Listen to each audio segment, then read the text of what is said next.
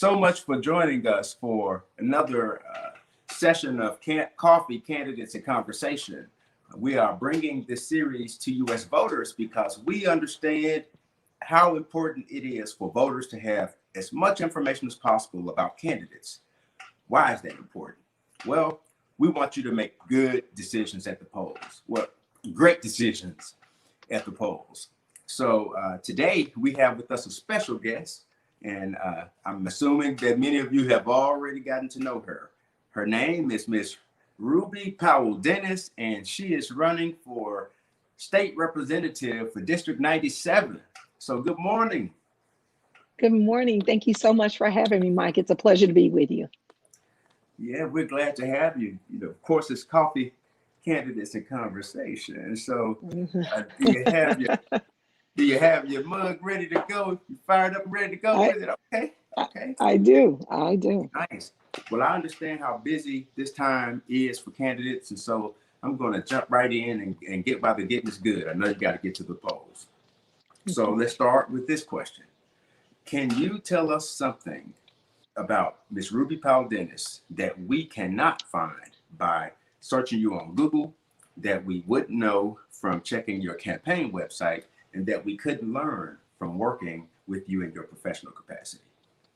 Certainly. So I'm proud to be one of 19 women in my immediate family. I'm the last of 5 girls. I have quite a few nieces, my daughter. And so I come from 3 generations of really strong, amazing college graduates and women who have been small business owners, have had successful small businesses, and who have been serving in our educational system in some capacity. I'm the 3rd generation educator in my family. My grandmother served in the classroom for almost 40 years. My mother served for 39. And it is my hope to catch them, if not surpass them, and be in service of students and families as well. So I'm very strong, but I get it honest. Nice. I love that. Well, let's kind of dig in and go ahead and again get while the getting is good. Okay, so we know that as a candidate, well, when you become a candidate, your life essentially becomes the issues that matter most to your constituents. But there's a reality that we all sometimes forget as voters, and that is that you as a candidate are also a voter. So let's take your candidate hat off for a moment, set that to the side, and let's talk as a voter. What is the single most important issue to you as a voter, and why? Yep. So it would be our educational system. I benefited from a great public school education. My mother was a public school teacher, so was my grandmother. And I think a lot about when I was, so in high school, I was an international baccalaureate student. And so I had an opportunity to take some of the most rigorous coursework in the world. I mean, because you have the same curriculum in the IB program around the world. And that's when I became just very aware of, even then, the disparities in our educational system, and can remember leaving my classes, going to teach my teammates, because I was a 3-sport athlete, and going to my teammates being like, listen, this is what I learned. Are y'all learning something similar in your classes? And they were like, no, they weren't hearing about the same types of academic opportunities as I was. And it was really hard because these were, folks that I cared about, people I went to middle school or junior high school with, and I just didn't see them getting the same opportunities. And for me, when I think about, our educational system now during a pandemic, I was a graduate student when Katrina hit. I also know how when there's, economic disruption or things happening in our broader community, we feel it in the educational system as students. And so that's on my heart and mind right now as a voter. And that is when I go in to push the button and vote, I'm also going to be voting, for leaders who are strong on education, because quite frankly, we need to keep our teachers, students, and families safe. And so supporting education and valuing our educational system is going to be an important part of that. Okay. Well, I want to sort of peel a little bit more out of the this education discussion. I've seen countless videos about this. Betsy DeVos she talks about it. You've heard Donald Trump speak on it, and now you have political commentators talking about it, and teachers are upset to even hear it. So decreasing the threat of decreasing federal funding for school districts who choose to go all virtual as a response to COVID-19. What are your thoughts on that? And what do you see happening, or at least what do you see as the best response for our school system, you know, using your legislative or legislators' lens to evaluate how to handle it? Yep. So teachers and school system leaders did not choose to have student funding tied to student attendance. And so because our school budgets are tied to, you know, daily attendance, I mean, to be quite honest, so my background is in schools and working on the national side with budgets. If you want to be super technical, we actually track, you know, quarter hour increments. So if a student doesn't show up to school all, you know, 8 hours or whatever of a day, the school gets docked for the hours that the student misses in the state system against their budget. And so right now, the way our schools are set up, it just doesn't match the reality of the world that we live in. And I'm sure that when folks are crafting our school formulas, that they had the best intentions at heart, but they were not thinking about what if there was a legitimate reason why thousands, hundreds of thousands of students across our country could not go to school. And so it all of a sudden makes that formula inadequate. So instead of penalizing adults for something that they had no control over, teachers didn't write the policies, school and system leaders didn't write that policy. It came from legislators decades ago. We need to begin to reimagine, well, now that we are in the midst of a pandemic that shows no signs of slowing down in the next couple of months, how do we then set our schools up to be successful, fiscally successful long term? So instead of punishing schools and threatening schools and teachers, which is what this actually is, people should be spending, particularly our president and our secretary of education, should be working with thought leaders across the country, state legislators across the country, to figure out how to untie school budgets from student attendance and instead tie it to metrics that we know schools and systems can live up to during a pandemic. So for example, instead of that, you know, look at how many schools are trying to procure technology, give them some credit and support and financial resources to do that, right? If you see how many schools are distributing lunches, because our nutritional services has to count every apple, every orange that goes out the door. Use something like that. How many meals are served in under-resourced communities? There are lots of metrics and data that we collect in our schools that tell us what is going on in our buildings.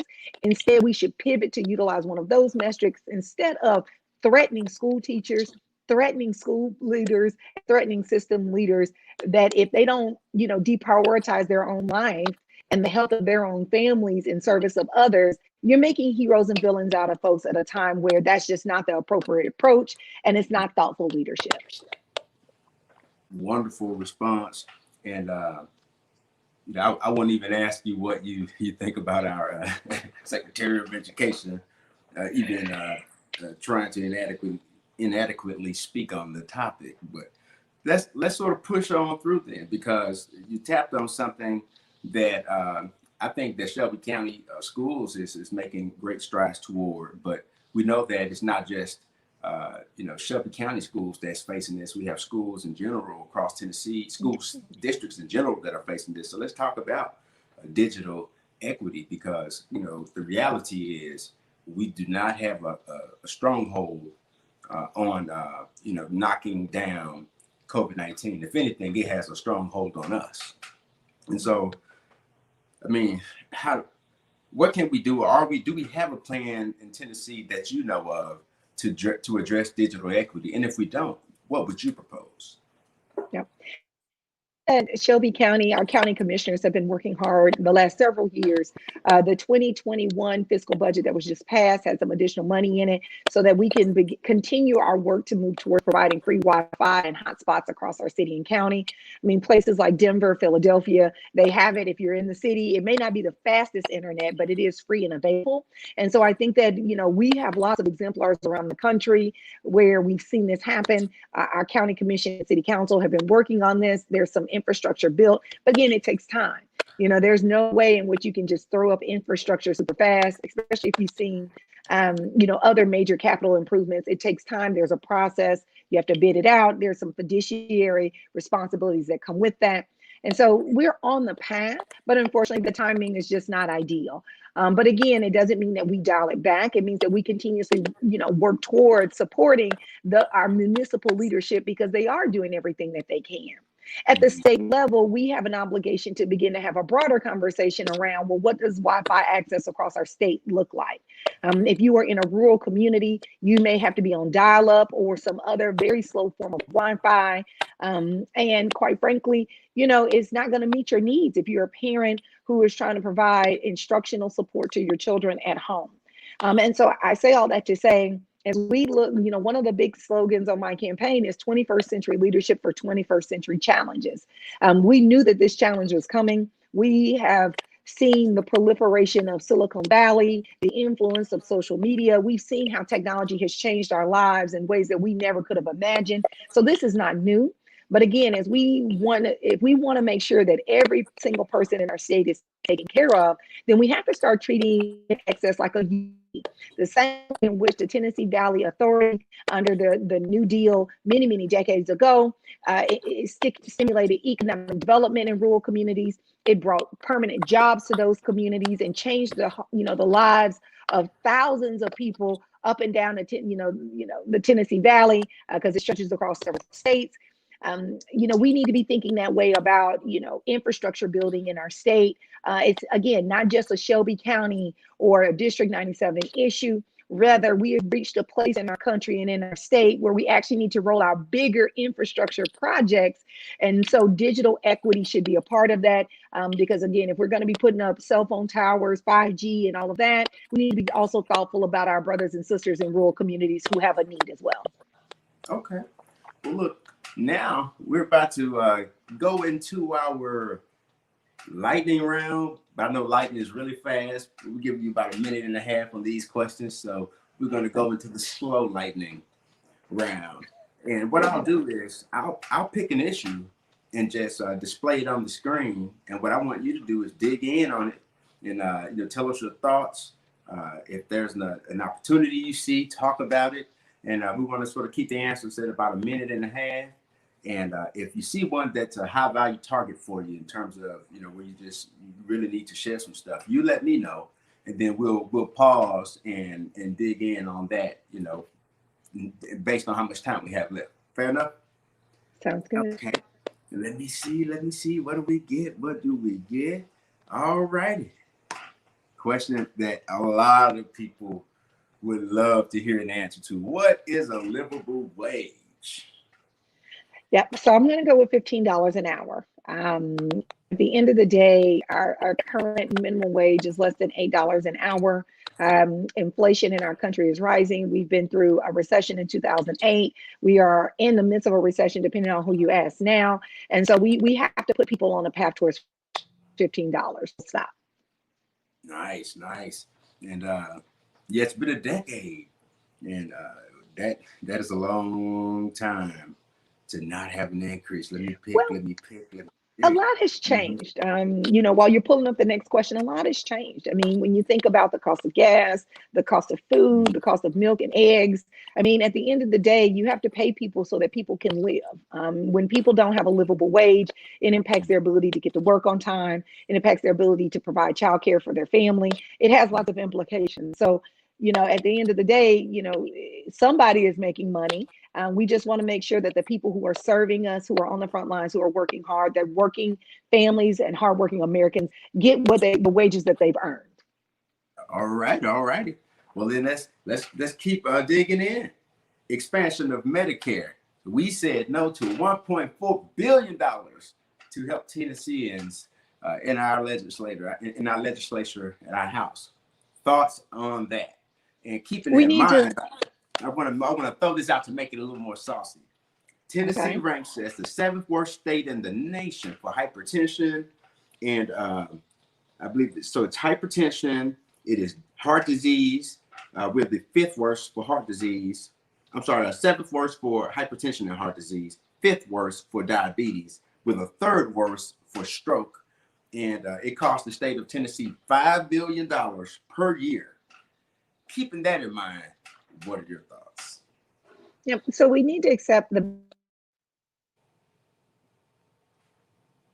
of the big pushbacks that Republicans and the GOP is giving around why they haven't accepted it is because if federal aid support goes away, that the state cannot afford the cost of that expansion on its own. However, we're putting $527 million into our reserves in a rainy day fund. And so my question is always, if this is not a rainy day, then what is your definition of rainy day? Because again, we have the money that, we need to accept the Medicaid expansion while there's federal support for it.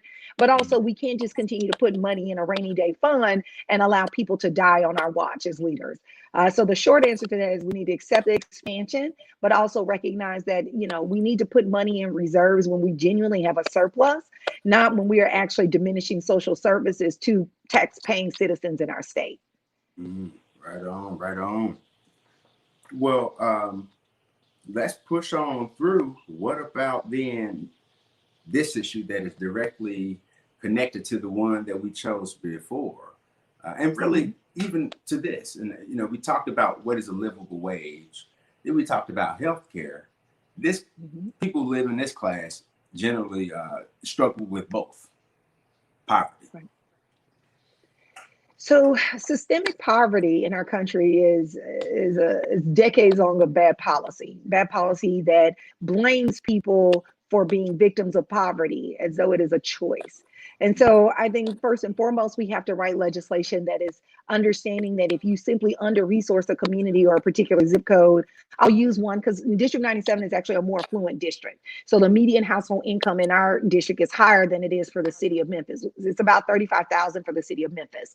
And so when I think about how do we actually tackle and address poverty, it's about so if we're talking about a Green New Deal, for example, and we're talking about a light rail or jobs, to increase and improve the efficiency of our public transportation system, then those jobs should go to communities like 38127 zip code, which has some of the highest infant mortality rates in our state, if not and in this part of the country.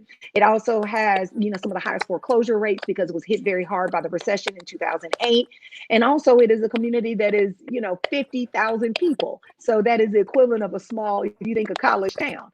And so until we actually start to unpack and really target zip codes that historically are under-resourced, poverty is concentrated in communities across our county, then we can't actually address it. And again, it is about when we roll out progressive legislation that's going to bring millions of dollars of revenue into a community, we have to choose communities that are victims of poverty, that are stricken by poverty as anchors for these types of programs so that, again, it took decades to create the scenarios that we see now.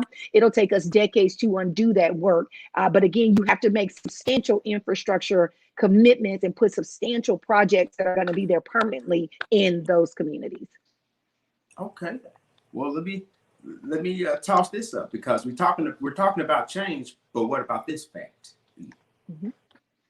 72 Republicans and 27 Democrats. How do you plan to get things done? So first, I believe that those numbers are going to change. I see progressives and Democrats running all over the state, challenging Republicans who previously had no challengers. They're viable candidates. They're raising money. They're getting the word out. And if their turnout looks anything like what we're seeing here in Shelby County, then I'm confident that we'll have more than 27 Democrats. So I'll say that first. Once we are all elected, then we'll start to file legislation that, again, does things like targets communities that historically have been underserved. We'll need to also lobby because I also believe of the Republicans who are up there serving, there are individuals who care deeply about kids. And so when it comes to changing the formula for student funding, to move to a weighted school funding, I'm going to work with champions who also care about having that, type of legislation passed. I believe that there are some issues like healthcare, because this legislative session alone, there were 2 Republicans who sponsored a bill to ideally put us on a path towards the Medicaid expansion. So I say all that to say, when you file lots of good legislation that doesn't get hung up in subcommittees, you're lobbying on both sides of the aisle, you do your research as a freshman legislator to find out, in the last couple of sessions, what types of legislation have your colleagues tried to pass? Who can you partner with to co-sponsor a bill? When you're doing that kind of work, then you can start to see systemic change. But I do believe that public opinion is on our side. I believe that, we are holding current leadership accountable. And by the time I take the oath of office, January 2021, we'll have far more Democrats than 27, and public opinion and lots of data on our side around the true impact of COVID-19. And if that is not enough to move those Republicans and to get them to pass legislation that works for all Tennesseans in the state, then we'll continue to make sure that we work with other Democrats to get them voted out. All righty. I like that. I like that a lot. Well, let's talk about something that is happening across the country. And, it's the legalization of cannabis. We know that people who suffer with glaucoma, some with cataracts, and there are even studies that suggest that there are beneficial, after effects for cannabis treatment for even with children who have certain types of autism. So what do you think about that? And how do you reconcile the legalization, if you support it, with the fact that there are so many people who are incarcerated for drug charges involving possession of cannabis, or the other way that it's phrased is marijuana. But for purposes of this, what are your thoughts on that, and how do you reconcile the two? Yep. So there's the whole narrative surrounding cannabis that has been longstanding. And so there's lots of emotions and feelings around that.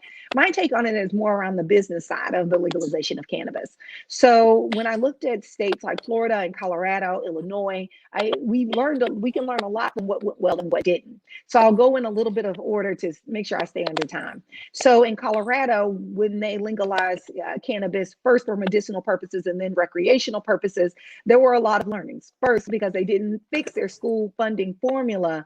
When the excess revenue rolled into their state's budgets, you still have school districts that are only operating 4 days a week before COVID-19 and didn't have money for bus transportation. So the first thing is that before you agree to the legalization of cannabis, you actually need to make sure that you don't have other policies on the books that when that additional surplus and revenue rolls in, we don't want it to go to a rainy day fund.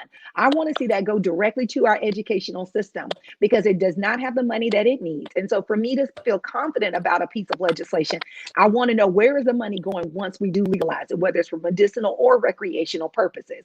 Because again, as I saw from Colorado, they have a surplus in their budget, but it is not going to the students and families that are in need. So that's one part of it. The second part of it is vertical integration. So in the state of Florida, when they passed their legalization of cannabis legislation, they required that you had to have vertical integration. That means in order to procure a cannabis license, you had to own every part of the supply chain, from the seeds to the sale. And so when you think about that, for African Americans or individuals or from marginalized communities who don't have the financial capital to get into the business, there's no way you could purchase a cannabis license in the state of Florida for a whopping $55 million. That's right. That's what it costs to procure. There are 2 licenses right now for sale for $95 million combined in the state of Florida. But again, if you cannot prove vertical integration, you legally cannot procure that license. So that's also a part of it. We can't have a vertical integration requirement because then you basically guarantee that the consolidation of corporate entities in the cannabis industry are the only ones who will be able to operate. The other part of that is we have too many banking regulatory pieces so that even if you and I said we wanted to get into the industry, banks already are hesitant to loan to African Americans who are starting businesses, who are seeking entrepreneurship. So until we look at banking regulations, there is no place for folks to legally put their money. So again, if you are a supplier selling, say, plastic wrap to cannabis, to a cannabis business, your bank account can be frozen, even though all you sell is plastic wrap. But if one of your vendors is a cannabis vendor, that can actually create problems for you. So there's as you start to look at second and third tier vendors to this industry, they're going to have some issues if they can't get the banking regulatory pieces solved. The final portion of it is the expungement. When you think about individuals who have been incarcerated over the last several decades for the possession of cannabis in whatever form intend to distribute, So to use Florida as an example, they passed Amendment 4 so that individuals who've been convicted of felonies got the right to vote, but then essentially put a poll tax on it. So, I say all that to say, I want to see legislation in the state of Tennessee that addresses all of those issues and includes social equity programs. So one thing we learned from Illinois is, great, you want more minorities to be involved and to have access to cannabis licenses, but the social equity programs allow venture capitalists to come in and be major stakeholders and shareholders in minority-owned cannabis businesses. Again, so how are you then protecting people who have been victimized by the criminal justice system for possession of cannabis over the last several decades? And then you're finding a way to monetize it so corporate boards of directors and individuals who won't have anything on their background, who are going to benefit from the financial, from the revenue generated by this industry. So I am in support of the legalization of cannabis so long as it answers all of those components. Vertical integration. Where is the money going? What do social equity programs look like? And again, how are we taking care of the individuals who have been criminalized previously for possession of cannabis or the intent to distribute? Very thorough. Okay. I really I like the way you had communicated the issue breakdown on that, especially the part about having a defined pathway for the expenditure that we'll be using that revenue on. And so I really like that. It's about as close to earmarking as you could get with the government. And I think one of the concerns, even with that, is that there's it tends to be a distrust among voters that, when the government says, hey, we're going to do this and to raise money and we're going to spend it on that. And I think, historically, we found that, in certain areas it happens, but in a lot of areas it doesn't happen the way that voters expect for it to happen based on, the presentation of the information. And so that's definitely something that resonates with me. Obviously, the social justice piece resonates. You open my eyes to a couple things, especially on the vertical integration piece. So speaking of that, and I think, to your point, we think a lot about, at least, there's lots of movies and that talks about the fun parts of, cannabis culture. But the reality of it is this is still a business. This is a pharmaceutical business. And so we would never open the door for like opioids in this way. We would never open the door without any expectations for any other drug. And so, I say all that to say, we can't just allow people to, sell us something and then not ask questions like how, the corporate boards of directors, the people who are making decisions about this, who are clearly making money and revenue off of it, how is that then going back into marginalized communities? Okay. Well, let's talk about it, because vertical integration is an issue when we're talking about new industry, right? And let's talk about our supporting our small local businesses, which is, for us, the key to creating jobs. So let's see what your thoughts are on it. So I think that it's really important that a dollar generated circulate in our community as many times as it possibly can before it leaves our community going somewhere else. I also believe that our small local businesses here in Shelby County, and I'm specifically speaking of businesses that have 250 and fewer employees. So that's like schools or small businesses. There are lots of entities that would apply to, but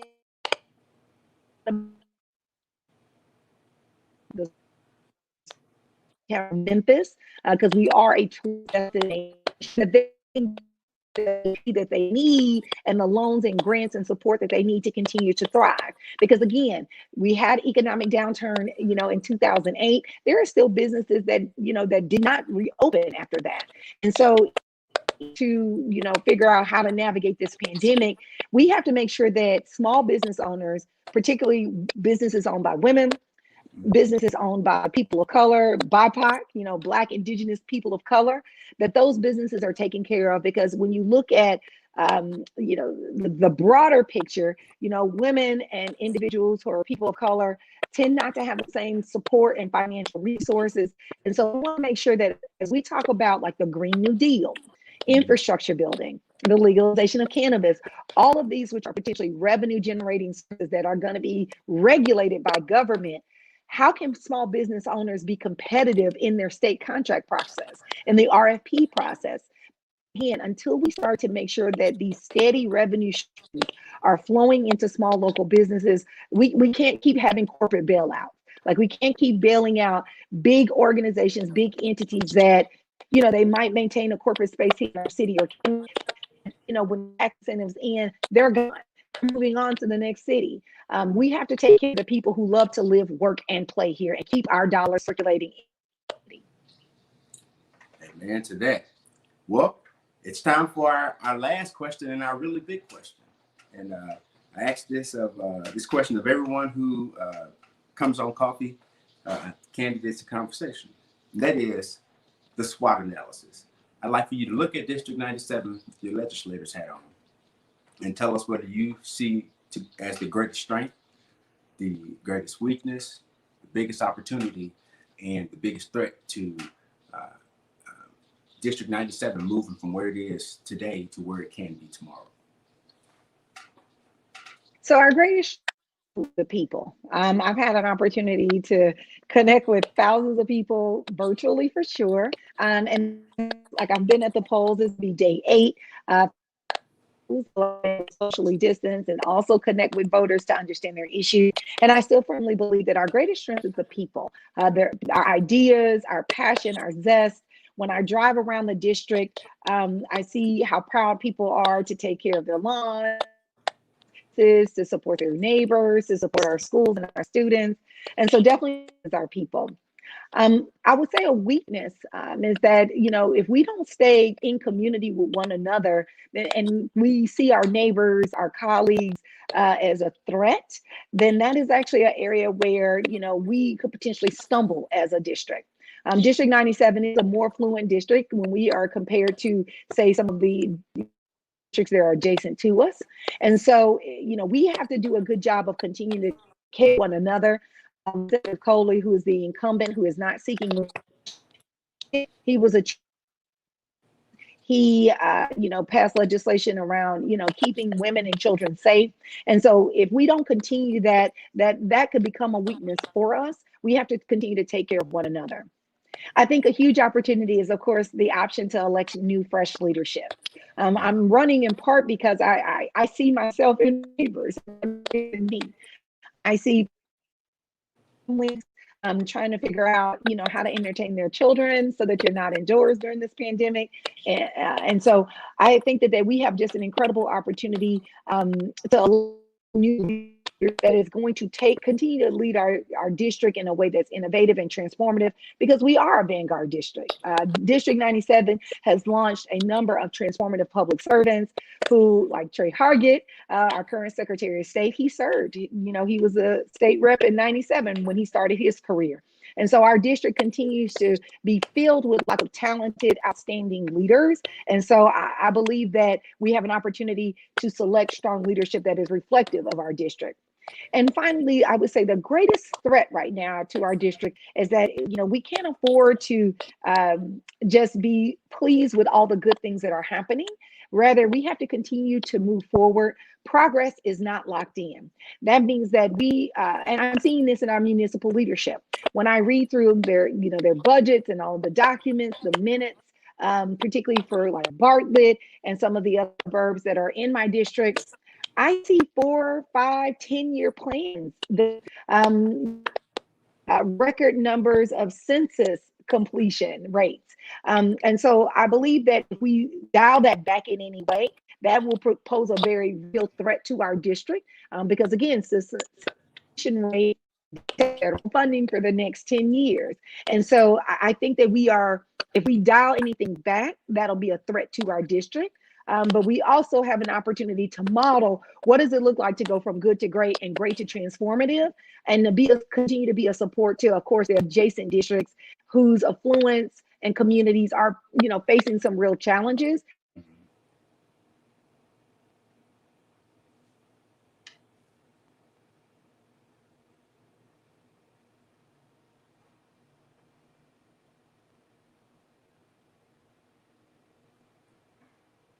I think we may have stumbled across a bad spot in our connection.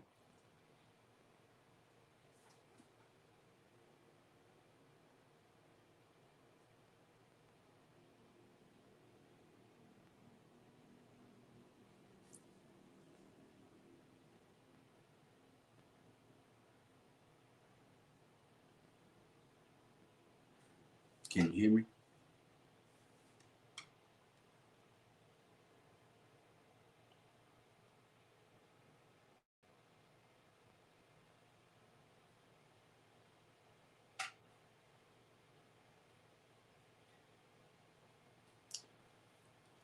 We'll give Miss Ruby Powell-Dennis a moment to reconnect. She's coming back online now. Hey, can you see me? I'm not sure what happened. She's back. She's back. Well, we waited on you. And so, but you were sharing with us that the biggest threat is, that if you dial it back any as it relates to being forward moving, that it could really slow you down. And, Yes. and so I think you have really done a great job laying out all of these different perspectives and sharing really good information with voters. And so, at this point, I'm going to share a word or two with those who are watching, and then we'll give you the opportunity to give the last word and tell voters why you deserve your vote. Fair? Mm-hmm. Cool. All right. So if you're watching this, understand that everyone can make a difference, and one vote can be the difference. As residents of Shelby County in the city of Memphis, we have a responsibility, an obligation, a civic duty to elect leaders that will do the right thing under pressure every time. We need leaders who will be responsive to our needs. We need leaders that will engage us and help restore the trust in government. So you've got to get out to vote to make that happen. That comes from accountability. We have to hold leaders accountable. But to hold leaders accountable, we must ourselves act with a sense of responsibility. So let's be accountable for exercising our voice, which is our vote. On top of that, I want to give you an update, or really more of a reminder. July 30th is quickly approaching. Today is July 25th. The last day to have your request for an absentee ballot in hand at the election commission is the 30th. That means you can't send it on the 30th if you want to be able to vote by absentee ballot. It has to be in the hands of the election commission by the 30th. So make sure that you request a ballot now if you plan to vote by absentee ballot. But understand this: if you have requested an absentee ballot and for any reason you decide to go to the polls and vote, you'll be able to vote, but it will be on a provisional ballot and your vote may or may not be counted. So if you don't have your absentee ballot yet and you've already requested it, call, email, and get that ballot so that you can vote by absentee ballot. Lastly, I want to say that we have to have another responsibility that's huge. We have to make sure we participate in the census, because our participation ensures that our district lines are drawn fairly, and to make sure, or it ensures rather, that all of the dollars that should come to Tennessee from our federal government and actually make it to Shelby County gets here, because our communities need those resources so that we can continue to move forward. So everybody, let's come to our census and take the census, okay? So let's make that happen. And now we're going to turn it back over to Miss Ruby Powell-Dennis. And before doing so, I want you to know that you can find out information about Miss Dennis and her platform at her website, which is www.rubypowelldennis.com. And you can also check her out on Facebook, and it's facebook.com/rpowelldennis97. You can find her on Twitter, twitter.com/r_Powell-Dennis97. I left the 97 off on that one, or is that right? Did I get it right on that one, or is it wrong? It's only one R Powell-Dennis 97. Okay, all platforms. Yeah. Okay. And then on LinkedIn, it's linkedin.com/Ruby Powell-Dennis. Just rewind the video if it went by too fast. And so now, Miss Ruby Powell-Dennis, close us out. So I have experience working with multi-million-dollar budgets, I have extensive management experience. Some of my largest teams have had 25 people who were direct reports. So I've managed really big teams, people across lines of difference on age, ethnicity, sexual orientation, what part of town, whether they grew up in Memphis or grew up somewhere else. I am used to working with lots of different people. My campaign staff is very diverse, a lot of women. So I'll cop to that, because I believe that women have a place, and there's a need for us, more of us in electoral politics. So I won't apologize for that. But I do believe that you need to build diverse coalitions, and I have already done that. And just, the last 6 months, we have not scaled back in any way, because I believe that you deserve leadership that works full time during a pandemic, that works full time when things are going well, and it works full time when things are not in our favor and it's hard. So I believe that I deserve your vote, because I will be committed to your work, committed to the issues that you care about. And if I can't address it right away, I'll own that. We're currently running a text message program that allows me as a candidate to intimately converse with folks right on their phone. We intend to keep that service until we can no longer have it, until something better comes along. So that way, a constituent who's received a text message from me, because I send those text messages, not someone else, I send them and I reply. You can always converse with me. So if an issue comes up, go ahead and reply to the text message you've received from me. I want to hear about it, because again, it's a 21st century. We have technology that will allow us to safely interact with our constituents. And so I am asking for your vote, because the connection you're experiencing with me now, my social media, my presence, it won't go away once elected. You'll always be able to get in touch with me. You'll always be able to find me. And there will always be a standing invitation for any group, community leader, to come and join me in Nashville, so that we can lobby on the Hill to get that legislation we just talked about that's so vital passed. Because I am just one person, but together we are stronger. Okay. And thank you so much again for joining us for Coffee, Candidates, and Conversation. And thank you, Ms. Ruby Powell-Dennis. Good luck to you on your race. And I'm sure we'll be seeing more great things from you. Yes, thank you. Stay safe, and I'll talk to you soon. Likewise.